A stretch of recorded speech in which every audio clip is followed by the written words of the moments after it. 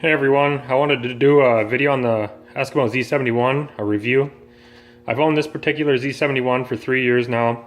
I actually owned one prior to owning this one, and I sold it to a friend, and I went to a smaller auger, the S33 Stingray, and like I said in prior videos, most of what I do is tip-up fishing, so it's nice to have a 10-inch bit. I know there's always a ton of debate whether a guy really needs a 10 or an 8, but I prefer a 10-inch. Just because a lot of times it's hard to get a fish's head up the hole, and it doesn't even have to be a particular big fish. We've caught walleyes 20 inches, and sometimes they don't want to get their head up the hole, and it's nice to have a 10-inch. And it's, if you don't run hole covers or anything like that, your holes are going to freeze up fast, and a 10-inch hole takes a little bit longer to freeze up than an 8-inch hole, so that's why I prefer using them. There's nothing wrong with an 8-inch either.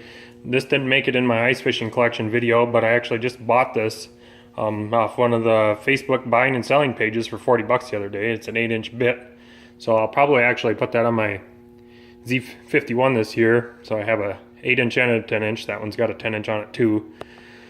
But back to the Z71. Like I said, it's got a ton of power. It's the most powerful auger on the planet. The thing drills through ice like nothing, 2 foot of ice, less than 10 seconds a hole. It's got a ton of power, but with that comes some negative things, If a guy's out there drilling 3 holes, or if you're bringing a buddy and you're drilling 6 holes, or multiple people, you're even drilling more, that thing is a tank to carry out in the snow. I think it probably weighs like 34 pounds, 35 pounds, something like that. You definitely, after you're done with your 3 holes, you want to hand it off to the next guy and let him drill his own, because that thing is a burden to carry out there. It's super heavy. Another thing that I've noticed with this thing is, and it wasn't necessarily a factor in the last Z71 that I owned, but this one in particular, the carb gums up on me every year. I got to get it cleaned every year. I run the pre-mixed gas with no ethanol. It shouldn't be gumming up, but it does. Last year I had the carb actually cleaned at the shop where they build the things, and it's still like I'd get it fired up, and if I didn't keep my hand on the throttle every few seconds, the thing would kill on me. All winter long I struggled with it.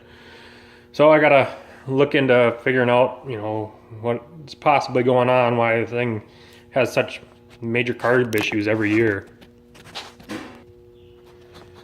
This thing also has the hypercoil. It's got a decompression button as well. It's got the hypercoil. It's hard to see where it's at. It says up top. It's hypercoil. It takes almost no effort to start this thing. When it wants to start, it takes minimal effort, and it's really not hard to start either. It's a good starting machine. But the hypercoil, you give minimal effort. You just pull on it lackadaisical, and it starts up. It's super easy to pull, which is nice. And the decompression button, is like a 4 or 5 horsepower machine. Decompression button helps a lot with starting it too. And the quantum blades, I can't say enough good things about those things. Those last several years, and I ice fish a lot, 3-4 days during the week. My days off, I work weekends, so on my days off, I'm ice fishing most of the time. I actually get down on myself when I have a day where I didn't go ice fishing. I ice fish constantly during the winter. So, but yeah, I've replaced these blades once, I think, and they're probably good for another season or 2 yet. Super sharp. You can bust open old holes, drill 2.5 foot of ice like nothing. They last a long time. They don't rust up. They're all stainless steel. Super sharp, and they last forever. So anyhow, I would recommend this auger to somebody that's going to tip up fish, wants a 10-inch bit. It's got a ton of power, 10-inch bit, drills your holes quick. The less cc's you have, the longer it's going to drill a hole, the longer it's going to take the hole hop, whatever you're going to do. If you're a guy that likes to jig, and you want an 8-inch or even less, I'd go with, if it was me, I'd go with the Stingray S33. I had one and I regret selling it just because, it's nice to use in a shack and they're super reliable, and they're pretty quick too. You know, it's the smallest auger, power auger that Eskimo makes, but super quick and super reliable. I got one that had a couple-year-old gas in it. It'd start up first pull every time. Never ever had a problem with it. Just extremely reliable auger.